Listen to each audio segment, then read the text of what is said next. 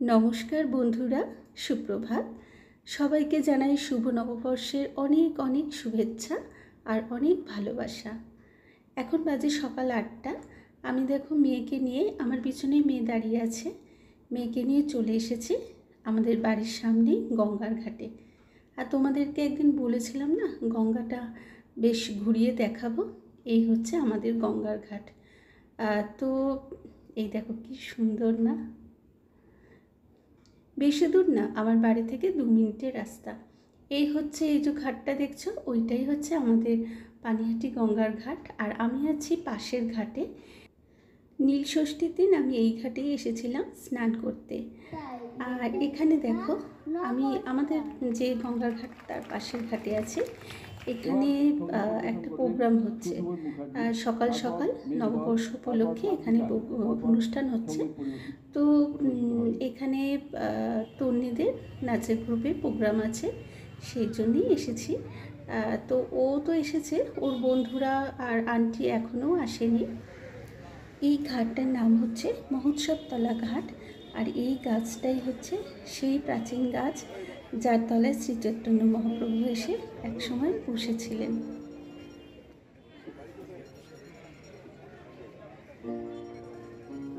এবং আমাদের এই মানে এই ঘাটটা উপলক্ষ করে, এই জায়গাটাকে উপলক্ষ করে আমাদের এখানে দণ্ড মহোৎসব মেলা, বা যাকে চলতি কথায় বলে চিড়ের মেলা, সেইটা এখানেই হয়।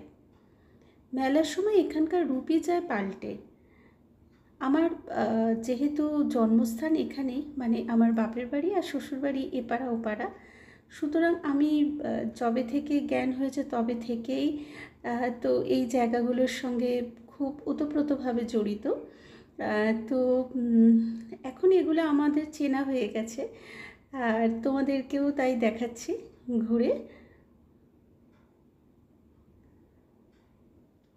আর ওই যে দূরে দেখতে পাচ্ছ আমাদের ঘাটের জেটি, দেখি আমি চেষ্টা করছি ওই ঘাটে যাওয়ার একবার। আজকে যেহেতু পয়লা বৈশাখ, তো সেই কারণে সকাল সকাল দেখি অনেকে স্নান করতে এসেছে। আমার বাড়ির সামনে গঙ্গা, কিন্তু বছরে 2বার মাত্র আমি গঙ্গা স্নান করি। একটা হচ্ছে শিবরাত্রির দিন, আর একটা হচ্ছে নীলষষ্ঠীর দিন। এখানে প্রোগ্রাম শুরু হয়ে গেছে, কিন্তু আমার মেয়েদের প্রোগ্রামের সময় এখনও আসেনি। আর এই দেখো, ঘাটটা ঢুকতেই এখানে একটা মন্দির আছে। এই মন্দিরেও মেলার সময় পুজো হয়। আর এই মন্দির দিয়ে গেলে এই যে ঘাটে মেয়েদের অনুষ্ঠান হচ্ছে, এই হচ্ছে তার ঢোকার রাস্তা। আর এই যে সোজা রাস্তাটা চলে গেছে, ওই রাস্তাটা হচ্ছে এই ঘাটটার পরে আর একটা ঘাট আছে। তো তারপরে আছে হচ্ছে আমাদের পানিহাটির যে ইস্কন মন্দির, সেই ইস্কন মন্দির আছে। পানিহাটির এই জায়গাটা বরাবরই বিখ্যাত মেলা উপলক্ষে, চিড়ের মেলা উপলক্ষে। কিন্তু এখন ইস্কন মন্দির হয়ে যাওয়ায় এই জায়গাটা আরও বেশি বিখ্যাত হয়ে গেছে। রক্তিমা বলছি। রক্তিমা হচ্ছে আমার মেয়ের ভালো নাম, কিন্তু আমি সচরাচর ব্লগে তন্নি বলেই বলি। তন্নিটা হচ্ছে ডাক নাম। তো তন্নিদের নাচের স্কুলের অনেকেই চলে এসেছে। একটা একদম গুড়ি গুড়ি বাচ্চাদের একটা গ্রুপ আছে, তাদের একটা নাচ হবে। আর একটু বড় যারা, তাদের হবে। আর আমার মেয়েরা তো সিনিয়র গ্রুপ, ওদেরও হবে। 3টে গ্রুপের নাচই হবে এখানে আজকে।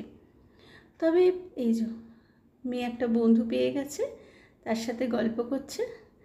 তো আমি ওর বন্ধুর মাকে বললাম, তুমি একটু ওদের দেখো, আমি একটু পাশের ঘাটটা থেকে ঘুরে আসি। এই হচ্ছে আমাদের অটো স্ট্যান্ড, আর ওই যে রাস্তাটা চলে গেছে ওদিক দিয়ে আমাদের বাড়ি। আর এই দেখো ডান হাতে আমাদের গঙ্গার ঘাট। সন্ধেবেলায় এখানে অনেক রকম খাবার দাবার বসে, প্রচুর ভিড়ও হয়। তবে আমার খুব একটা আশা হয় না, ছোট থেকে এসে এসে অভ্যস্ত, ওই জন্য এখন দরকার না বললে খুব একটা আশা হয় না।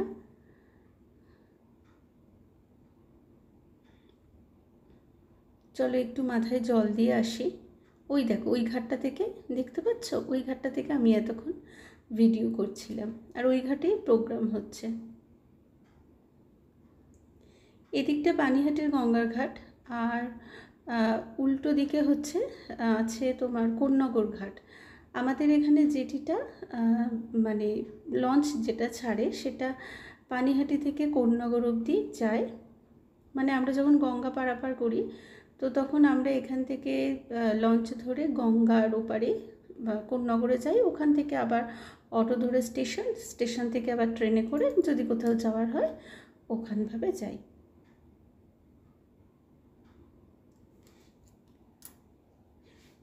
ঘাটটা খুব পিছল পিছল টাইপের আছে, যেন একটু সাবধানে নামছি, একটু জল জল আছে, তবে আজকে অনেকটাই ভালো আছে। আমি যে পরশু দিন এসেছিলাম নীলষষ্ঠীর দিন স্নান করতে, সেদিন মারাত্মক কাদা ছিল, আর আমি যখন স্নান করেছিলাম পুরো ভরা জোয়ার ছিল, যে কারণে জল আরও অনেক অনেক উঁচুতে ছিল।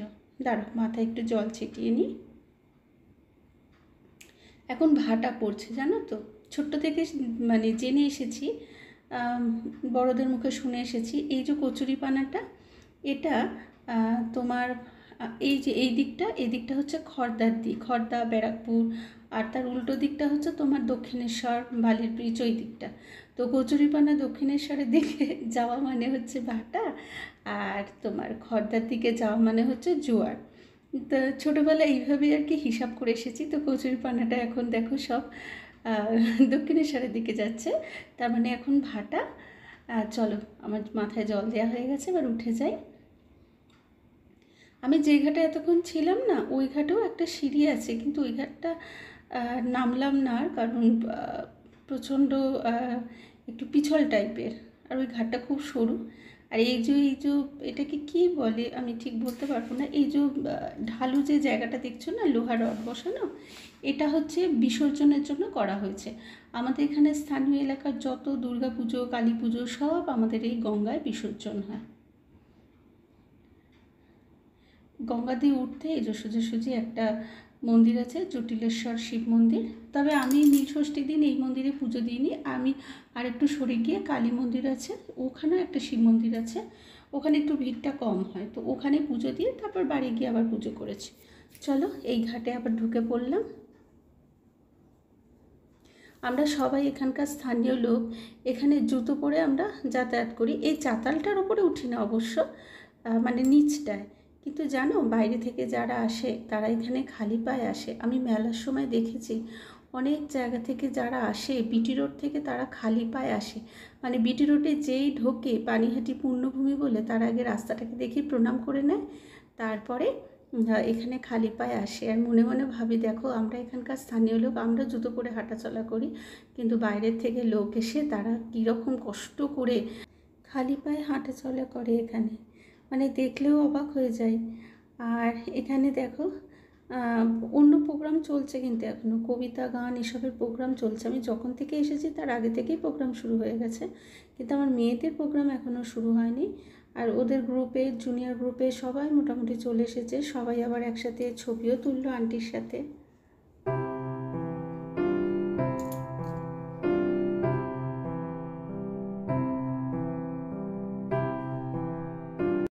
সকল সুধী নাগরিকদের জানাই নববর্ষের প্রীতি শুভেচ্ছা ও অভিনন্দন।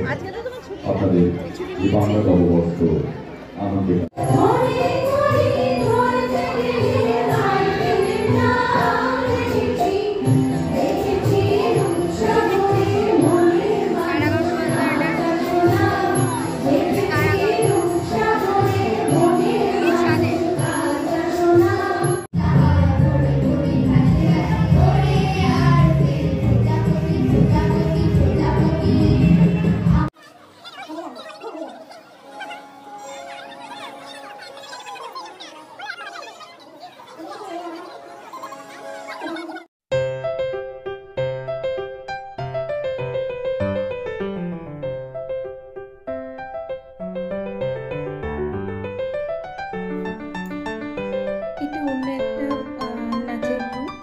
তার আগে করছে।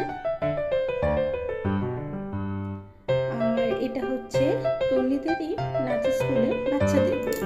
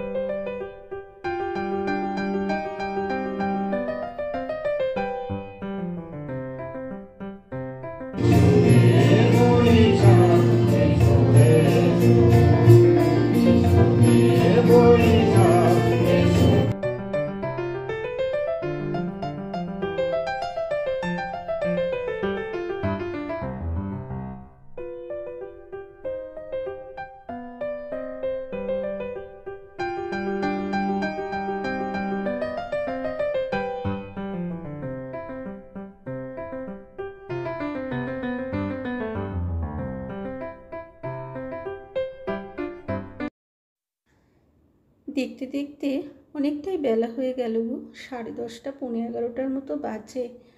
আমার মনে হচ্ছে এবার বাড়ি চলে যেতে হবে, কারণ আমার কিচ্ছু কাজ হয়নি। সকালে কোনো ক্রমে জলখাবারটা তৈরি করে রেখে এসেছি, তবে মেয়েও কিছু খায়নি, আমিও কিছু খাইনি। আর বাবা তো বাড়িতেই আছে, বাবাকে আর ঠাম্মাকে আমি দুজনকে বলেছি খেয়ে নিতে। তো চলো আমি বাড়ি যাই, কারণ এখানে মানে যারা প্রোগ্রাম করবে এত লোক হয়েছে যে এই প্রত্যেকেই একটা দুটো করে পারফরমেন্স করতে করতেই অনেকটা বেলা হয়ে গেল। আর যেহেতু আমার মেয়েরা বড়দের গ্রুপ, সুতরাং ওদের নাচটা শেষের দিকেই দিয়েছে, কারণ নাচটা হয়ে গেলে সাধারণত দর্শকদের আকর্ষণ খুব একটা থাকে না।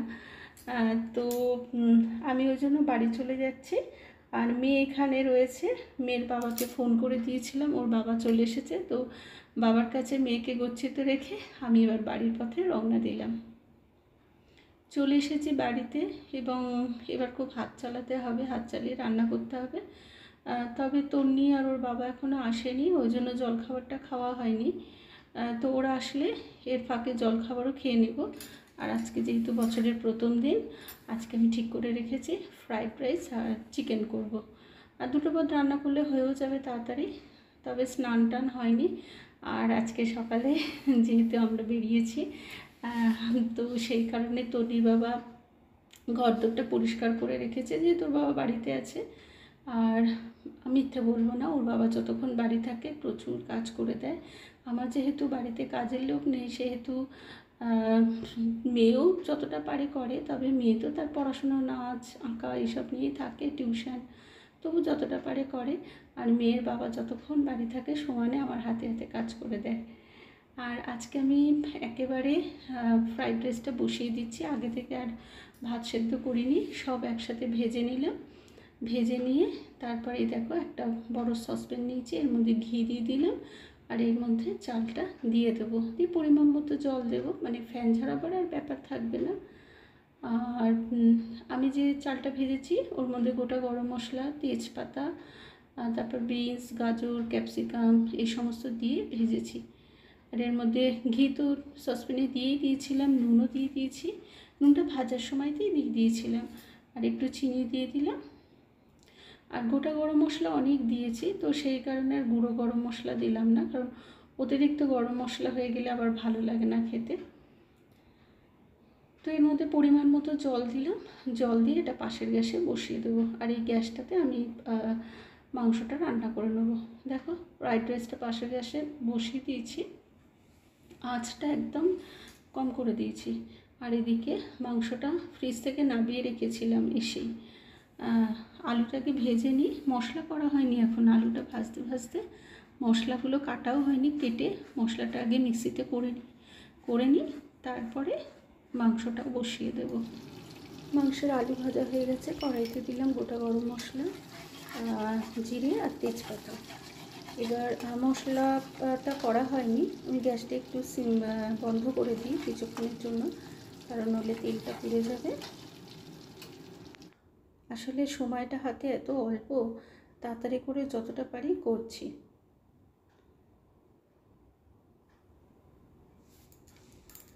মাংসটা ভালো করে একটু কষিয়ে নিয়ে তারপরে যাব স্নানে। দেখো রাইসটা হয়ে গেছে, আর একেবারে রাইস করেছি, কি সুন্দর দেখতে হয়েছে না? চিকেনটা কষানো হয়ে গেছে, এবারে এর মধ্যে জল দেব, দিয়ে আঁচ একদম কম করে দিয়ে আমি চলে যাব স্নানে। মাংস কষানো হয়ে গেছে, এর মধ্যে জলও দিয়ে দিয়েছি। আর আমি ওপরে একটু ভাজা মশলা এখনই দিলাম, এটা নাপিয়ে দেয়, বাট আমি এখনই দিয়ে এটাকে চাপা দিয়ে আমি চলে যাই স্নানে।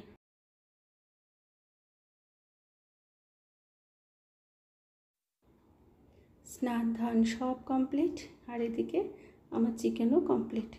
তো চলো, আর আজকে আমি পুজোও দিলাম, তো পুজোও দেওয়া হয়ে গেছে। আসলে অনেকক্ষণ পরেই এলাম তোমাদের সামনে, মাঝখানে তনিকে বলেছিলাম গ্যাসটা বন্ধ করে দিতে, তা ও এসে গ্যাসটা বন্ধ করে দিয়েছিল। চলো মেয়েকে আর ঠাকুমাকে খেতে দিয়ে দিই, কারণ অনেকটাই বেলা হয়ে গেছে, আজকে দেরিও হয়ে গেছে আমাদের। আর ওর বাবা এখনও স্নানে গেছে, ওর বাবা আসলে আমি খাবো। তো চলো বন্ধুরা, আজকের মতো ভিডিও এখানেই শেষ করি। তোমরা সবাই খুব ভালো থেকো, সুস্থ থেকো, আনন্দে থেকো। আর বছরের প্রথম দিনটা খুব আনন্দ করে কাটিও। শুধু বছরের প্রথম দিন কেন, ঈশ্বরের কাছে কামনা করি সারাটা বছর তোমাদের খুব খুব খুব ভালো কাটুক। আর তোমরা সবাই কমেন্ট করে জানিও আমার ভিডিও কেমন লাগলো। আজ তবে এখানেই রাখি, আবার দেখা হবে পরবর্তী ভিডিওতে। টাটা।